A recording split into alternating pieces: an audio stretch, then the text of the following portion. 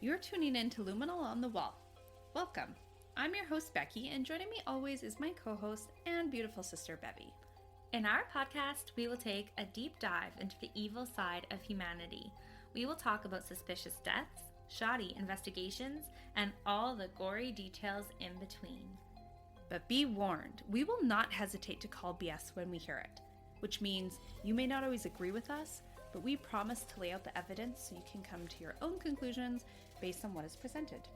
Listeners' discretion is advised.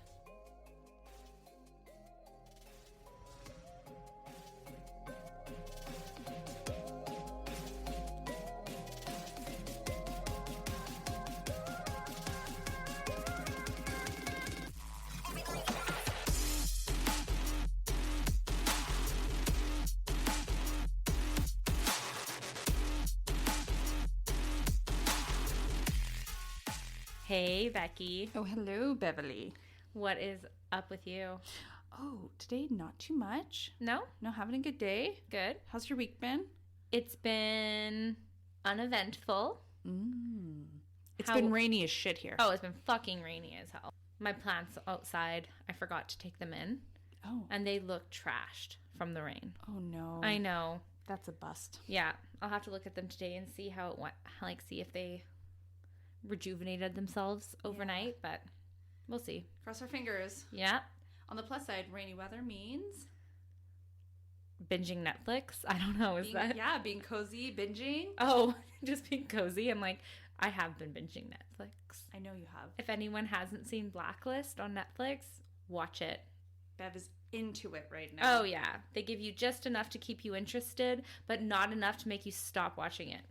Yeah. Keeps you coming back for more. Keeps coming back for more. All the time. How was your week? Ooh, my week was good, Bev. Nice. Yes. I cashed in my air miles. Hell yeah, you did. Yeah, it's like I got a bunch of presents this week. Whoop, whoop. Christmas came early. Heck yes. I got a pretty cool Garmin watch. It is fucking sick. It is cool. I have been known to wear the Fitbit for a while, so this is a bit of an adjustment for me. It's different. Yeah, but I'm digging it so far. I'm not gonna lie, it looks more visually appealing than your last one. This one's a mint green and it suits you. Yeah, and it has like just a watch face. Yeah. Instead of just like a little digital band. Yeah, I love it. Me too. I'm happy I got it. Same. And then, even more exciting, got myself a Hoover carpet cleaner. You got yourself a Hoover, did ya? I did. Super nice. Yes. I know how you love pushing the vacuum, so this must be thrilling for you. Oh, Bev. You don't even know. You're like, my week's been so good because I've been cleaning my carpets, says no one except Becky. It is just like the most satisfying thing. Like, I think it brings me such peace to just like watch my carpet get cleaned and like watch things be vacuumed up and like see such a clean, awesome result. It just like does something to me. I won't lie, a clean house makes all the difference. Yeah, it really does. And I've cleaned my carpets before, but I've never had my own carpet cleaner to do at any time and at my pace. It's been a very pleasant experience. Yeah, you're going to have to bring that thing over to my house. Whoa. But okay. Yeah. Only if I can use it. Yeah, you can totally use it. Are you kidding me? Yeah, come over, clean my carpet. I won't argue with that. I bet you won't. All right, Bev, we have a really interesting story today. It will make you think about this case long after we're done this podcast. Oh. Yeah, it's one of those. It's one of those. There is not a huge conclusion at the end. Lots of people are left with questions. But before I say too much, let's move on and get into it. Sounds good. Let's go. Our story takes place in the summer of 2015 in Tennessee. It's about a beautiful and bright 21-year-old college student named Lauren Agee. Lauren was a very family-oriented young lady. She lived with her mom and was extremely close with her 3 siblings. She was described by her family as having a huge personality and being very outgoing. She was also very athletic and had a passion for dance, which had initially earned her a dance scholarship to Bethel University before she made the switch over to criminal science at Vol State University. 2015, Lauren was in her second year of criminal science at Vol State University. She had a new boyfriend who she thought was the one. Lauren Agee was just like any other 21-year-old girl. She was out there living her best life. In July of 2015, Lauren and her friend Hannah Palma were planning a trip to Wakefest. For those who don't know what Wakefest is, it is a wakeboarding and water sport event, and it was taking place at Center Hill Lake in Smithville, Tennessee. When Lauren told her mom about this trip, her mom wasn't too happy. It is a party and a half and usually includes some hardcore drinking. I can see why her mom was not too thrilled about that. Yes, and she's only 21, you know. Yeah, I guess in Tennessee that would be like the legal drinking age. Yeah, because here in Canada it's 18, but we'd be well versed by then. Yeah, we'd be well versed in the liquor. Yes. Okay. So as I said, Lauren's mom Sherry was a bit concerned about these plans. Her friend Hannah was also known to be not the most reliable girl. It's said by Lauren's mom that she was a bit more concerned with boozing it up and could ditch Lauren at any moment. Call it mother's intuition, but Lauren's mom just had a bad feeling about this trip and did not want her to go. However, but as most 21-year-olds would do, Lauren decided to go. So on July 25th, Lauren packs up a sleeping bag, some clothes, and she says goodbye to her mom, gives her a great big hug, and she is off. Lauren and Hannah were super excited to be going to Wakefest. Again, what 21-year-old wouldn't be? It's a giant party. There's boys and girls. 100%. It would be a fantastic time. Exactly. Yeah. Going with your friends, no parents, you know. Yeah, totally fun. Absolutely. On the drive there, the girls seem to be having a great time. They're smiling, laughing, taking photos, posting them to social media.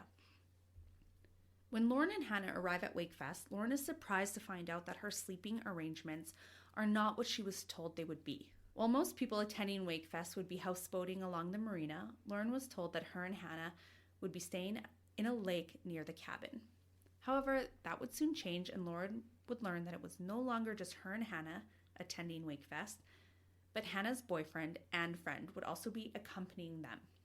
So when the two of them arrived at the lake, they are joined by Hannah's new boyfriend, Aaron Lilly, and his friend, Christopher Stout. At some point, Lauren had ran into one of her friends named Cassie. They had gone to high school together. They had no idea that each other would be there. And oddly enough, it just so happened that Cassie was Aaron Lilly's ex-girlfriend. Now remember, Bev, Aaron Lilly is the current boyfriend of Lauren's friend, Hannah. How weird that his ex would be there as well. That's so odd, right? Yeah, and friends with his girlfriend's friend. What are the chances, right? Yeah. According to Cassie, Lauren had no idea that Aaron or Christopher would be joining them. Yikes. She also had no idea that their sleeping arrangements would be changing. Instead of staying at the lakeside cabin, the group of four would be camping on a cliff near the lake. And what? On a cliff? On a cliff, Bev. That seems fucking weird. It is, and it's dangerous. Yeah, it seems dangerous. I think it's kind of also odd that she had no idea that Hannah's boyfriend would be there and that Hannah didn't tell her. I mean, maybe it was a surprise to Hannah too, but kind of seems like it wasn't. And then, Lauren is destined basically to be, third wheeling it with this random guy she doesn't even know. Kind of sucks. Yeah, how could your friend just admit that? Yeah, it's weird, right? It's weird. Sketchy. Yeah. Now, Bev, to get to this camping spot, they had to canoe across the lake, then scale a steep 90-foot cliff. There was a rope to help them pull themselves through the rough terrain to get there. And for some insane reason, they thought this was a cool idea. That does not sound cool to me, Becky. I mean, okay, yeah, kind of sounds cool, but, you are at a party. You're drinking. You don't want to be canoeing. Can we constitute that as, drinking and driving? I don't know. What the fuck? Also climbing a fucking cliff? Danger. Yeah, I don't know. Maybe we're just too mature. We're in our 30s now. Yeah. Maybe that sounds like a fucking terrible night. Yeah. Don't want to climb a cliff if I'm drinking. Don't really want to be camping on, a little cliff top. Yeah. I wouldn't feel great in the morning. But they're at 21. Yeah, I guess. What would you do at 21? I'd probably be fucking stoked on a cliff. Great experiences. Yeah. I'm young. Potentially. Yeah, maybe. I actually talk a big game, but I don't know if I'd actually feel that way, to be honest. Yeah, I mean, like, I do get it. The allure of it all. It's exciting, right? It's not the normal type of trip. And sometimes when you add, like, dangerous or interesting elements, it can add to the experience. So I can see it. But from where I'm sitting right now, fucking awful. Terrible idea. Mm-hmm. Cassie had also mentioned that Lauren wasn't really into the camping idea. And See? See? It's not just us. Yeah, it's not just because we're old. Yeah, no. Whew, thank goodness. And in fact, if she had known before she arrived, she wouldn't have agreed to it. That is, like, awful that she's in that position then to do that. Exactly. Poor girl. She's probably uncomfortable. Yeah, she probably is. And to kind of show that either Lauren did not think it through if she did know, or if she truly didn't know, she actually didn't have the proper footwear to be scaling that 90-foot cliff. She had flip-flops, Bev. That would be tough. Kind of seems like she didn't know. I would sway that way too. There's no actual evidence that that wasn't the plan all along, but with the statements from Cassie and Lauren's lack of proper footwear, it seems a little unlikely that they would have planned that. Yeah. Right? Totally. So not only did the camping arrangements or sleeping arrangements change, but it turned out Hannah and Aaron were going to be sharing the tent at the top of the cliff, while Lauren was supposed to be sharing a hammock with Christopher. What? So remember, Bev, this is someone that she did not know, and according to Cassie, she had no interest in. She was in a happy relationship. Right. However, Lauren decided to make the most of it and go along with the idea, try to enjoy her time there. That's fucked. That's so fucked. Who the fuck wants to sleep in a hammock, Becky? With a guy you don't know, and two people, not to mention. Is it a giant hammock? No, it's not. It's a normal hammock size, Bev.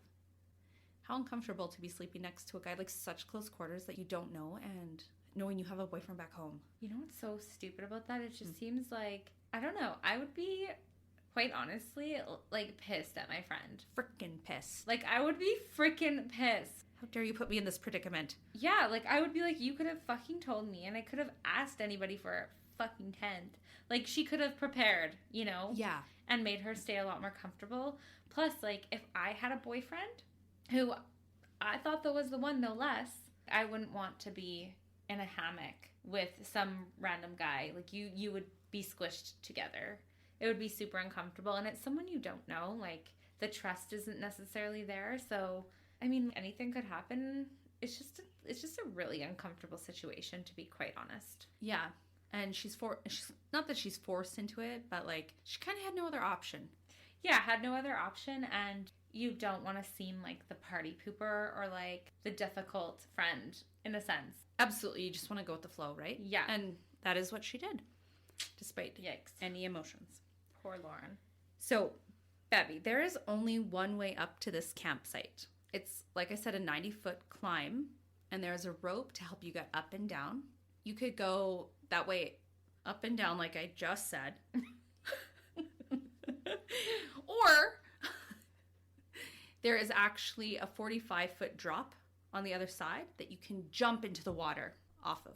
Hey, I'm trying to think of how high a 45-foot drop is. It's a good question. Like, when I think of 45-foot jump, I truly have a hard time putting that into perspective, into real things. Like, I'm trying to think of, like, how tall is my house? Yeah, I was thinking I was actually thinking how tall your house was. How can I relate it to that? But I can't. Not a clue. But I do have to say, regardless of how tall it actually is, I was scared going down, like, steep hills on the mountain. I mean... Never mind jumping off a 45-foot cliff. Yeah, I mean, I'm sure it would just be a little intimidating anyways. 100%. Yeah.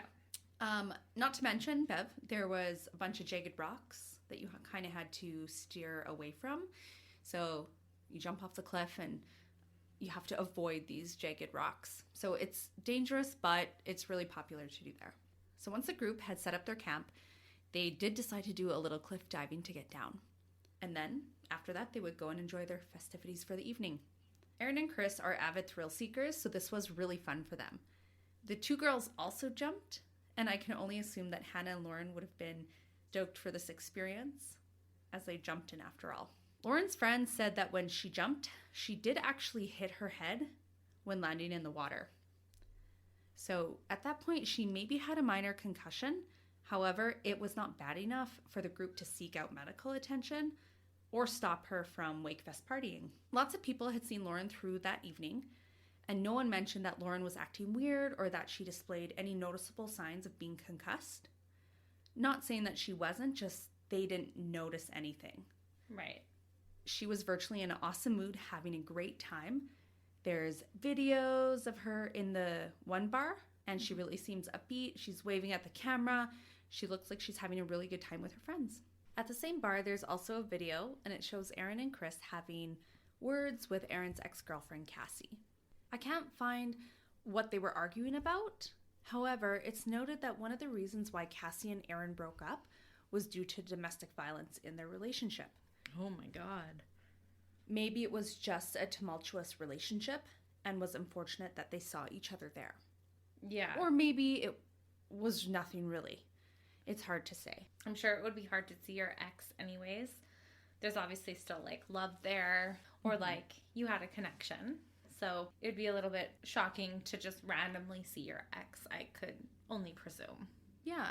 And imagine if there was like fear because of the violence or, there's so many pieces to that equation. Yeah. So who knows? Cassie had said at some point in the night, Lauren had asked if she could stay with her instead. Unfortunately, Cassie said her cabin was full and there wasn't enough room. Geez, so that in and of itself really shows Lauren's true feelings about the situation she was in. So with taking everything that we've heard so far, Lauren wasn't quite happy with her living quarters for the weekend. It would appear so. Yeah.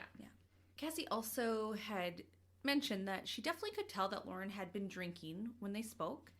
And obviously, we are not frowning upon that because, well, we've all been there. Yeah. And it's Wakefest. They're at a party, Yeah. However, it was just obvious that she had been drinking that night. Now, Bev, this is where things change for the worse. Now, depending on who you talk to, the group, meaning Lauren, Hannah, Aaron, and Chris, had decided to go back to their campsite somewhere between 12 and 2. That's like a huge gap. Yeah, so the accounts really vary, and there's not like a specific time that people can agree on that. It's like, this is when they left. So that makes it a little hard. As you said, it's a big gap, and lots of things can happen in 2 hours. Yes, absolutely. Either way, after leaving the bar, they had a trek ahead of them. It was no easy feat. Not only do they have to canoe while drunk and then deal with a cliff that is super steep, but imagine doing it with minimal light, being drunk, in flip-flops. Yeah, it would be awful. It would just be so hard to do, especially if you're drunk. I think canoeing, like, it's one of those things you have to have a little bit of coordination, right? So, I mean, that alone would be a challenge. Oh, for sure. And getting up that cliff is dangerous, on any given day, but throw that combination into the mix and watch out. You're looking for an accident to happen. Yeah, no, that's totally fair. In one of the videos on YouTube, it shows that they knew just how bonkers this situation was. Hannah was quoted saying, "We're headed for the death trap." Oh, geez. However, according to the group's story, they make it back to the campsite unharmed, ready to rest up and back to another day of partying. In the morning, the group had woken up to find Lauren wasn't in the hammock. Her cell phone, her shoes, the rest of her stuff was actually sitting underneath it. But she wasn't there. She was gone. Hannah, Aaron, and Chris decided to go on with their day as normal. What? None of them thought to report her missing or tell anyone. Or to look for her, potentially? Yeah, they just continued on with Wakefest and partying for the day. That seems really suspicious and odd. If I woke up and my friend wasn't there, I mean, I wouldn't assume something negative happened to her right away, but I would for sure look for her, and I probably would not carry on with my day until I knew she was safe. Especially, she doesn't have her phone. That is, how would you ever get in contact with her? Like, what if something happened to her? You think it would be a cause for concern at the very least, right? I would. Like, no one in their right mind would just leave their cell phone at the top of a cliff, even if they were to go off with, oh, maybe they made new friends, or maybe this happened. Any situation, no one's going to leave their phone just out in the open to roast away in the sun. Like, that shit damages it. Yeah. Especially not a 21-year-old. Yeah, that just seems super suspicious. Yeah, right out the gate, hey? Yeah. Just a little bit before 5 p.m. on the afternoon of July 26th, a fisherman and his son were out on the lake when they saw something mysterious in the water. They decided to go check it out. It was, in fact, a young woman floating face down in the water, wearing bright pink shorts and a black tank top. Ugh. At that time, the police were called. To note, those pink shorts and black shirt was the outfit she was wearing out at the bar the previous night. Lauren? Yeah. Oh, God. So, A couple named Dina and Harry Elder, who worked at the marina, had let Officer Yarchuk know what had just been found. He had been working security for Wakefest that weekend. Unfortunately, it was not his jurisdiction, but he did make notes of the injuries and the scene while he was there. Fantastic. Yeah. As he should. Yeah. Good on him, right? He's the first eyes, like, yeah, on it, so I think that's stand-up police work right there. Absolutely. Yarchuk noticed trauma and blood to the left side of the head and what looked to be a bite mark on her chest, marks on her back. At that time, he said it seemed a little suspicious, so when the police did arrive, he recommended that they get a rape kit. As the police were attempting to remove the body from the cove, guess who rolls up around the corner in a canoe, Bev? Oh, God. The friends. Yep, Aaron, Chris, and Hannah. Ugh. The boys asked the officer if they had found their friend as she was missing. Something about this... What? Yeah, it seems a little odd, right? That is super odd. Why would they be there? Why would they... That's just so weird. If you're concerned enough to ask them, have you seen our friend? It's like, why didn't you report her missing? Like, it's already... You said the body was found, like, shortly after 5 p.m.? Yeah. Like, that's a long time for their friend to be nowhere. Like, they don't run into her at Wakefest. Still, they know she doesn't have her phone. And then just as cops roll up, they're just somehow there. Ugh, seems like way too coincidental. Exactly right. Yeah. So, as you can tell, the young woman that was found was Lauren Agee. Yeah. She was found in the cove behind the cliff where their campsite was. So, on the one side on the cliffs that they're staying on, the one side of the cliff faces the marina. Okay. Which is where Wakefest happens. Exactly. Okay. The other side, the back side, was facing this cove, which is where Lauren was found, face down. Weird that she would be there. Yeah, weird that she would be there. That even, like, it kind of weirds me out, too, that, like, how were her friends there? If that's not where the party's happening and not where Wakefest is happening, it's on the opposite side of the cliff. It's just weird that her friends would even be there to, like, notice that the cops were there, and it's just weird. Yeah, the timing of it is just, like, so bonkers because it's like, unless they're legitimately have been looking for their friend and it is a coincidence that they show up there, okay, fine. However, there's photos of them partying all day. Like, they were in attendance at Wakefest. They were having a great time. They didn't spend the day looking for her. So it seems shady. Yeah, totally shady. But maybe they were looking and it is a coincidence. Okay, fine. Look at it from all angles, sure. The boys are questioned by the officers when they're there. And it's said that they came across as a wee bit nervous and not very sympathetic. As we know, not everyone reacts to tragedies as we think they should. But the cops did find it very odd that none of them had reported her missing until now, a solid 14 hours after she was last seen alive. Yarchuk, Dina, and Harry Elder, so the people that worked at the marina, and the officer, had all gotten odd feelings about this group. Something just did not feel right in their guts. And I think there is a lot to be said for intuition, isn't there, Bev? Yeah, I definitely think there is. Hannah, Aaron, and Chris were all taken to the mainland for more questioning. And what happens from here is pretty interesting. Their stories are not the same at all. Oh, Lord.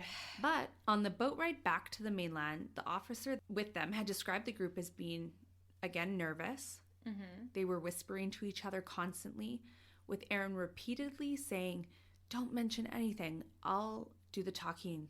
And then when one of the officers asked them, what are they thinking about right now? It said that Aaron replied with, "I'm thinking about how I'm going to get that gun from your hip and get off this boat." What? Yes. The fuck? To be clear, Bev, this is not a recorded interaction between the officer and the group. So it's not an official, like, it's not on the record. So That's it's fair. just, but it's he just said this, but it's not recorded, so there's no proof. So hopefully no one's making up stories and making him seem worse than he is, you know? Yeah, but at the same time, the officer, I don't know what motive he would have to make something like that up. And also, if someone said that to me, I'd be like, why the fuck would you say that? And you probably would not forget it.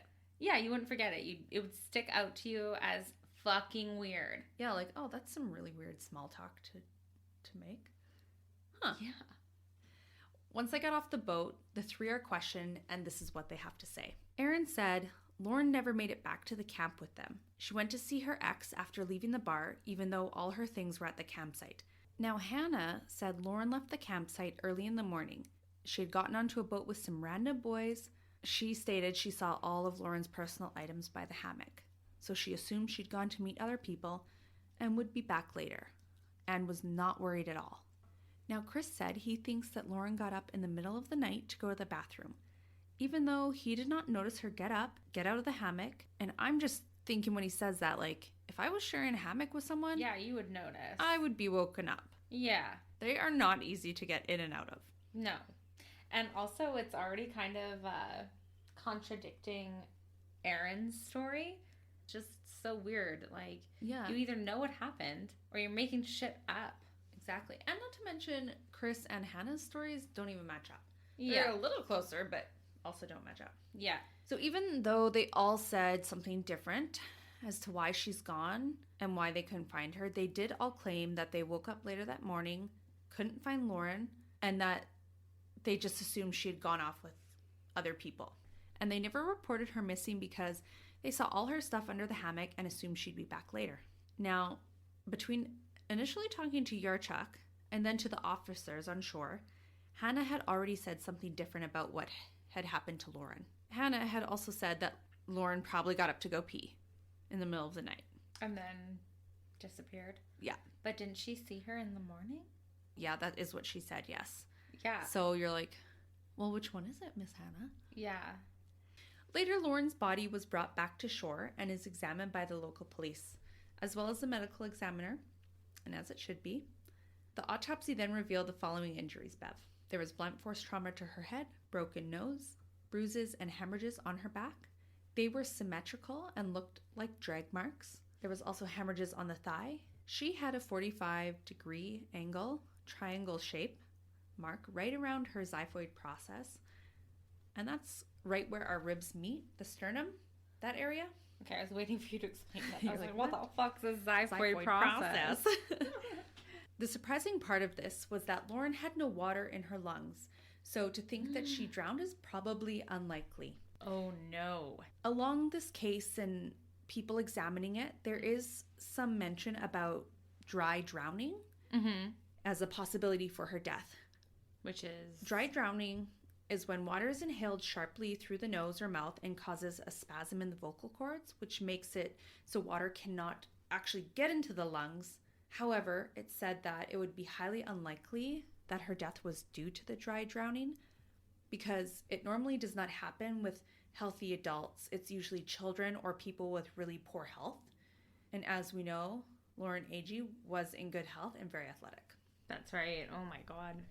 Ugh, when you hear that, you're like, she was found in the water, assumed to have drowned, but it seems almost likely that she died prior to even being in the water. And with the drag marks or supposed drag marks on her back, it just seems like something more sinister happened than her just drowning. Absolutely. Mm-hmm. Bevy, the autopsy left more questions in regards to her death. Yeah. However, it was still classified as an accident, and they said no foul play was suspected. They concluded Lauren's manner of death was blunt force trauma, consistent with a fall, and possible drowning. Lauren's blood alcohol was 2 times the legal limit. Ooh. No rape kit was done. As well, the body was never swabbed for any other DNA. Why? It was ruled an accident. Yeah, I know. But you would rather, like, just be safe. It's better to cover all your bases than just assume something was an accident and have it actually not be, and then not have evidence to prove it otherwise. Exactly. It just seems like some shoddy investigating, Becky. Shoddy investigation, man. So with all that, Bev, sheriff closed the case. It's deemed an accident. DeKalb County Sheriff had called Sherry, which is Lauren's mom, yeah, to let her know that, and I quote, "Your daughter didn't make it. She's dead." Sherry's first question was, where are the people she was with? Well, yeah, I mean, they're supposed to be looking out for her. Yeah. The sheriff informed her that they had been questioned and then released. At this point, Sherry said she was very concerned. Why didn't her friends bother to even call the police? She also said she didn't really have any evidence to go on, and again, that motherly instinct kicked in, and she just felt something was wrong. Yeah. But she had no proof saying otherwise. Yeah, neither did the fucking investigators, because they botched it. They didn't do their job. Sherry also said she was then contacted by Officer Yarchuk, who was there that day, as we know. Right. He told Sherry that he suspects foul play in her daughter's case. Yes. He also related all the odd behavior that he witnessed, as well as the different stories from Hannah, Aaron, and Chris. So at this point, Sherry is furious. What mother wouldn't be, right? Yeah, no kidding. Your daughter's dead. Like, your daughter is dead, and it's suspicious circumstances, and there's reason to think that something potentially sinister or bad could have happened to her, and yet no one's exploring it. Oh, you'd feel so helpless. You would feel helpless, right? Yeah, 100%. Good old Sherry, because of all this, requested that this case be re-examined. Oh, good job, Sherry. Good job, Sherry. However, it was shot down. No! Apparently, Cassie was equally disturbed with everything surrounding Lauren's death. She had attempted to contact authorities to voice her concern. She wanted to tell them about her past with Aaron and how violent he was towards her. She was able to produce photographs of her injuries because he had been arrested on charges of domestic violence for biting and choking her. For biting? Yeah, Bev. What? Didn't Yarchuk say she had, like, what seemed to look like a bite mark on her chest? Yes, Bev. You're so right. Eee. I know, like... What a weird thing to even have link up, right? Yeah, like, what? No way. Yeah, no way. It's a no way moment. Yep. So, even with Cassie's information... Oh, let me guess. Nothing was done? You are correct. Ah, fucking It remained great. an accident, and they were not going to be looking into this any further. On July 27th, just a day after, Chris had made an Instagram post, and it was Hannah and Aaron on a boat with a caption, "Best weekend ever." Obviously very insensitive, he would later change the caption to say, "Wakefest 2015 went pretty good this year. Met some new friends. That made it awesome." And apparently he had changed it to that because he was told his first comment was insensitive, as I said. Yeah, well, the second one isn't much better. No, it's not, right? Like, okay, guy. Yeah. Ugh, that grosses me out. I know, like, even if you had nothing to do with it and just came across as a sketchball. You were sleeping in the same hammock as a girl who died. How was Wakefest fucking good? Wouldn't it just put a dark cloud over the whole experience? Hell yeah, it would. Holy shit.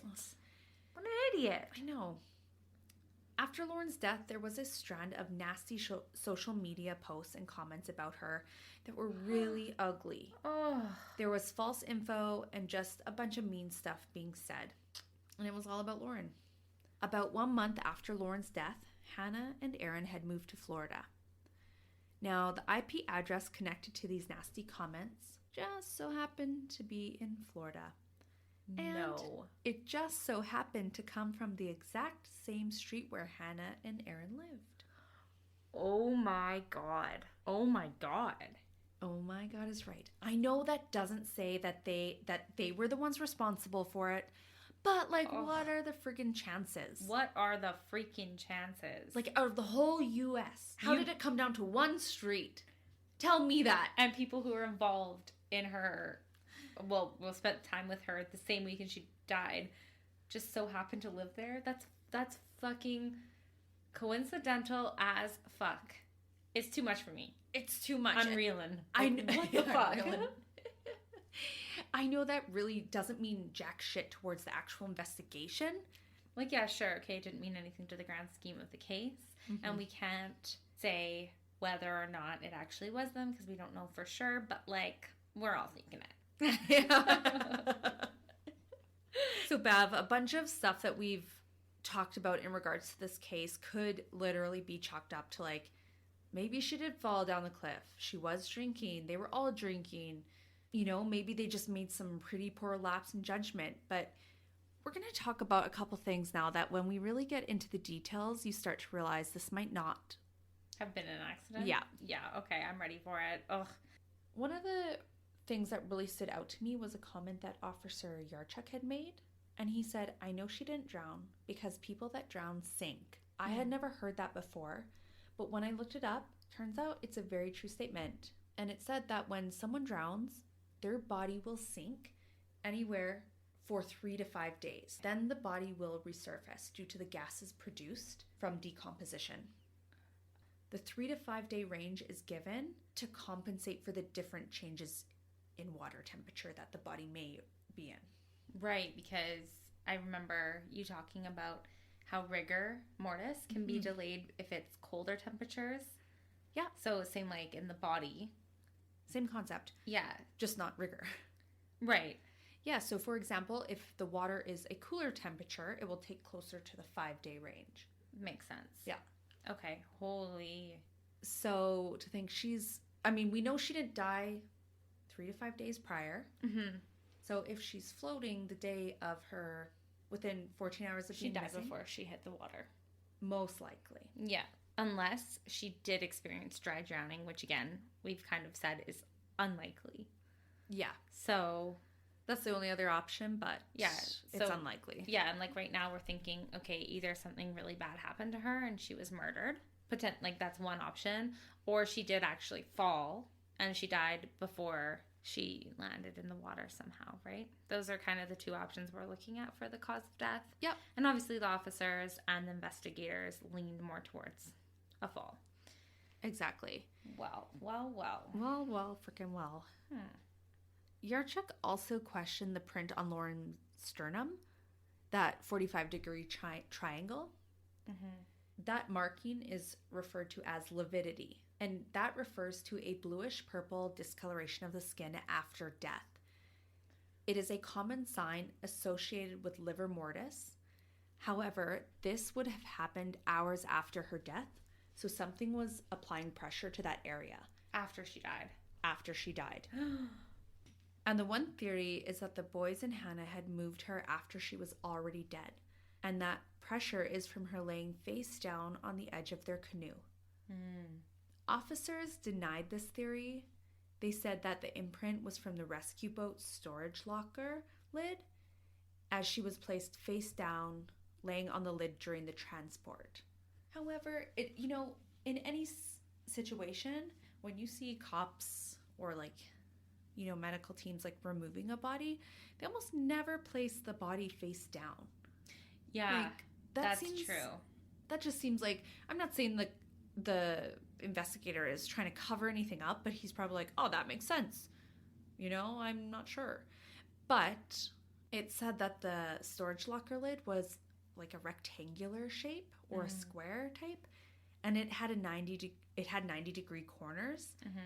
But in the photo of Lauren's body, it shows more like a softer corner. So, like I said, Yarchuk believes that this is from the canoe tip that Hannah, Aaron, and Chris were using that night. This is just his theory. There's no proof Right, of course. He's that was speculating. 100%. However, you kind of put you see that, maybe you see the canoe, you see the corner of that little storage lid. It's not right. Yeah, it's like it just doesn't fit. Yeah, like I'm not sure what the answer is, but that's not it. Yeah.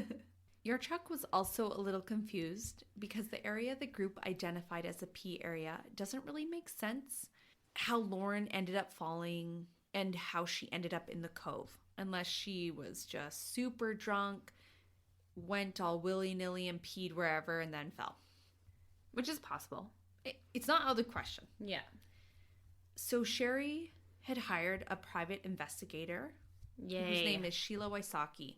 Her mom did this because of a terrible investigation. Her mom wanted answers. She felt justice was not done. This private investigator's name is Sheila Wysocki. She actually takes so much time and puts so much effort into a new investigation of her own. She gets analysts to calculate the current of the lake and the cove, and what they found was that if Lauren had fallen in either direction around the time, like in the middle of the night when the group said, she would have ended up in the marina. So no matter what side she fell into, that current would have taken her out to the marina. She also went as far to make a test dummy or get a test dummy to see different ways that Lauren could have fallen down these cliffs. And in almost every test, the test dummy did not make it to the water. The dummy would get caught on all different types of foliage and on ledges that were on the side of the cliffs. So to think that she could have fallen is possible, but then to think she could have fallen into the water and then float kind of into the cove is a little unlikely. There was also no scratches from the foliage on Lauren. If you're falling down a hill with trees, bushes, rocks, falling that far, you would have some serious scrapes and bruises. Right. And that just wasn't the case. Like, she definitely had bruises and hemorrhages, but it doesn't account for all the little twigs, the sharp edges that would just scrape our skin on the way down, right? Right, totally. This leads Sheila to believe that Lauren was dead before she entered the water and that she was actually placed in the general area that she was found. Sheila had also made note that in the photos taken at Lauren's autopsy, there was what looked to be hemorrhaging in the throat. That's normally caused by strangulation. Oh my gosh. That gets a little more eerie too when I had mentioned how the bite mark was weird that it would connect in that way with Aaron. Mm-hmm. And it's also weird that the strangulation piece is there as well. Yeah. Which I didn't think it was there before, so that is shocking. The big question is, those hemorrhages on her neck, could it have happened from falling down a cliff? Could she have got tangled on something, or, it fallen weird, hit her neck? You just don't know. But with all the tests she did with the dummy, it seems a little hard to believe that she would get that injury. Yeah. However, those marks that Sheila saw on the neck were not mentioned in the autopsy, but were in the photos. Throughout the investigation, Sheila got the chance to go back and talk with Hannah. She made her way to Florida, and Hannah says a lot of the same stuff that we've heard through this investigation. But what was weird is that through the interview, there is a man walking in and out of the room. Sheila had said this guy was there, and he was an intimidating person. His energy was intimidating. And he was there to let his presence be known. That, like, I'm watching or something. Hannah had also received a phone call in the middle of the interview, and it was Aaron Lilly. Sheila said that Hannah's tone changed while speaking to him. She was giving one-word answers. Her answers were also very short. As you're listening to the interview with Sheila, she stops it and says she could hear Aaron through the phone, and he had no idea Sheila herself could hear him say, "Shut up and stick to the story." Yikes. When you listen to this interview, you actually can't hear that. You can't hear him. No, you can't hear him on the interview. But Sheila was there. And she could hear it. She could. And we've all, I've heard people talking on the phone and I can hear the other person on the other line, even if it's not on speaker. It's not always loud, but you can very clearly hear them sometimes. So I kind of see what Sheila means by that. Absolutely. Yeah. Yeah. So when Hannah got off the phone, she seemed flustered, concerned. It actually sounded like her voice was a little shaky after. In that same interview, Hannah also said something that truly sent shivers down my spine. Now, it could be nothing, but I'll let you be the judge, Bev. Okay. It occurred about 15 minutes into the recording. Sheila is asking questions that cause Hannah to speculate why Lauren was found where she was. Hannah mentions that she would have heard Lauren fall or scream if she had fallen down the cliff on the front side where they were camping, close to the marina, but says if Lauren had fallen off the back side of the cliff, she probably wouldn't have heard that. And then she goes on to say if she had fallen down the back side of the cliff, that would have been a long drag. She then quickly corrects herself and says, or strong current. What? Yeah, right? Like, hold the phone. What did you say? The statement is insane. It kind of seems like a little Freudian slip. Yeah. Like she knows what actually happened to her. It seems like that. Like, why would you say, like, that's a long drag? If she fell, right? And, like, a strong current? That's weird to say after. Yeah, like what do you even mean by that? Yeah, in that moment, it just didn't completely make sense. Like, she was trying to cover her track, like, as fast as she could and just said whatever. Same with, like, almost every other little thing. It could just be like, whoops, didn't mean to say that. But, like, oh, really, that's the thing that you said and didn't mean to say it? Like, sounds suspicious. Thinking back to the symmetrical marks on Lauren's back that were suspected as possible drag marks, it makes the statement, like, really chilling. Like, WTF. Now, Bev, the DeKalb County Sheriff has been scrutinized over their lackluster investigation into this scenario. When asked why there was no rape kit done on Lauren, detectives said she had her period and she had a tampon and therefore it wasn't possible that she could have been raped. Okay, well, we all know That's some hardcore misinformation. Just saying. Yeah. It is found that Lauren actually wasn't on her period, so any reasoning that the sheriff gave, just a bunch of BS. A couple other notable things. Why did no one take DNA from her body? Why were there no swabs taken? Like under her fingernails or what have you, right? Exactly. I never heard once in all my readings that there was even mention whether or not there was any scratches, bruising on Hannah, Aaron, or Chris. Mm-hmm. And it makes you think, like, maybe they had nothing, but had the police even paid enough attention to notice that stuff? Wouldn't you take them in? They're the last people who saw her alive. Wouldn't they at least be suspects regardless of, like, I guess it just seems like the sheriff department was so hell-bent on ruling it an accidental death right from the get that they just completely didn't follow through on proper, like, investigative practices. Like, these people were the last people that they were seen alive. They have conflicting stories. They were there when the body was found, oddly enough, and saying weird shit about, like, I'm gonna take that gun off your hip or whatever the fuck Aaron said. It's just so weird that nothing further was done. It just seems such, like, a misjustice and, like, such a shitty investigation. Yeah, they really shit the bed. A few people also found it really odd that neither Aaron, Hannah, or Chris attended Lauren's funeral. Now, no. Yeah, they did not. So Aaron and Chris remembered they did not know Lauren going into Wakefest. Yeah, so, I mean, not showing up at her funeral is not completely outrageous. But Hannah and her family. Our friend didn't show up? Like, oh my God. I know, just like kind of a kick in the teeth after not reporting the girl missing at the very least, right? Because of Sherry's suspicion and the lack of investigation, she actually filed a wrongful death suit, which was initially thrown out by the judge, but then was brought to the Court of Appeals, and there was thought to be enough to go through with the wrongful death suit. Damn straight. It would allow for the trio to be deposed so that maybe they could get more answers. Yes. Yes. Yeah, don't get too excited, Bev, because it kind of follows suit for the whole investigation. The three were deposed, but they all pled the fifth. Oh my God, those fuckers. Those fuckers. For anyone who doesn't know that pleading the fifth, it's the right against self-incrimination under the Fifth Amendment of the U.S. Constitution. Oh my gosh. It makes me so mad, right? It's like, who does the Fifth Amendment? I feel like guilty people.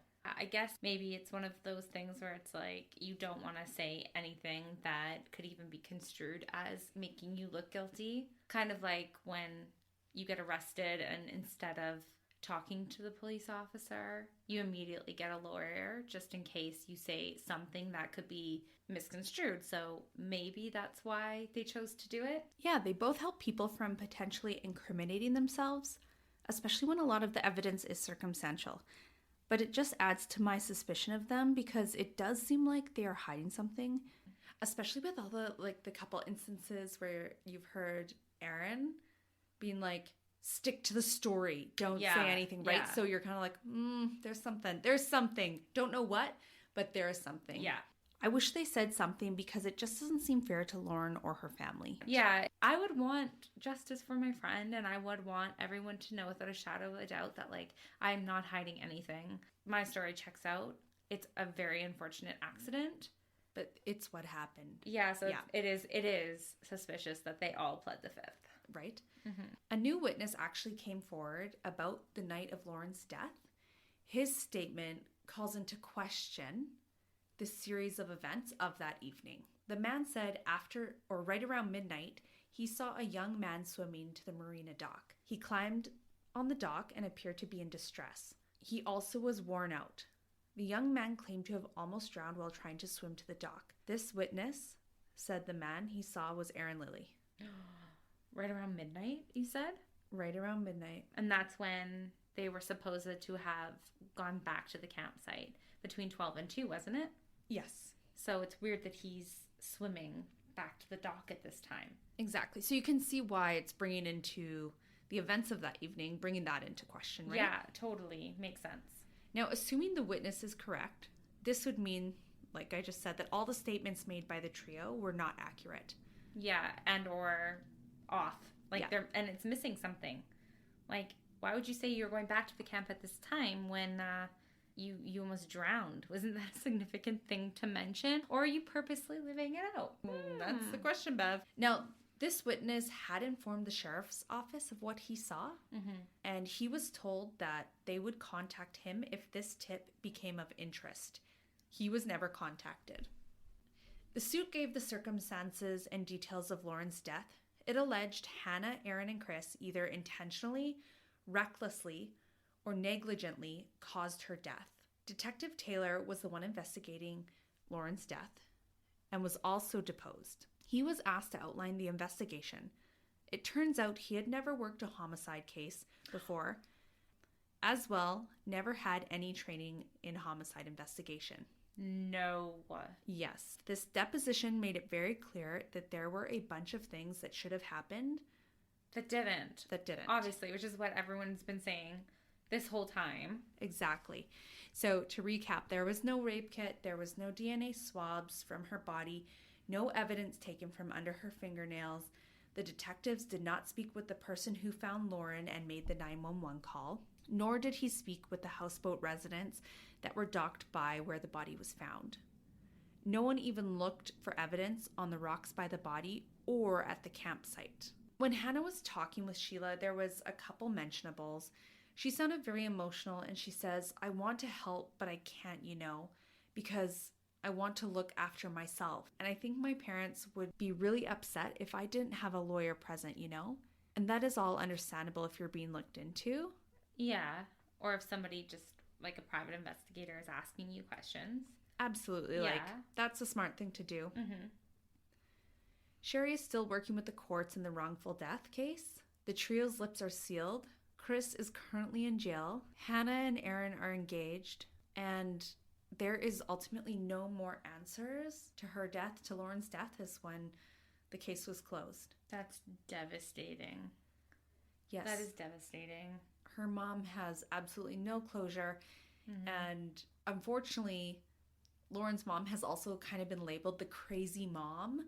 Oh, no. Because she is trying to push forward and at least get a fair investigation into her daughter's death, right? Like, because it's been deemed an accident. People are like, God, give it a break. That's easy for everyone else to say when it's not their daughter. And when they might not know the full details of how botched this whole investigation truly was. Exactly. And I feel insanely sad for Lauren's family and especially her mom. Yeah. Because I would at least, like, you would hope that at least the ruling on the case was deemed, like, undetermined. Yeah. So that there was a potential for like, I don't know, for it to stay open and potentially continue to be investigated at some point.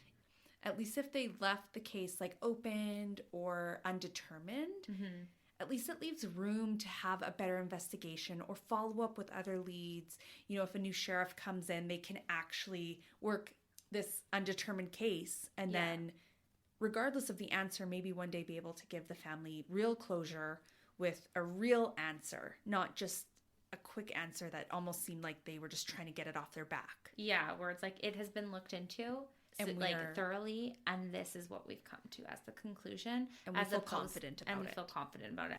So unfortunately, Lauren's mom she's not any further into the investigation. She's left with all these unanswered questions and shitty investigation, and she has to live with that like hanging above her head.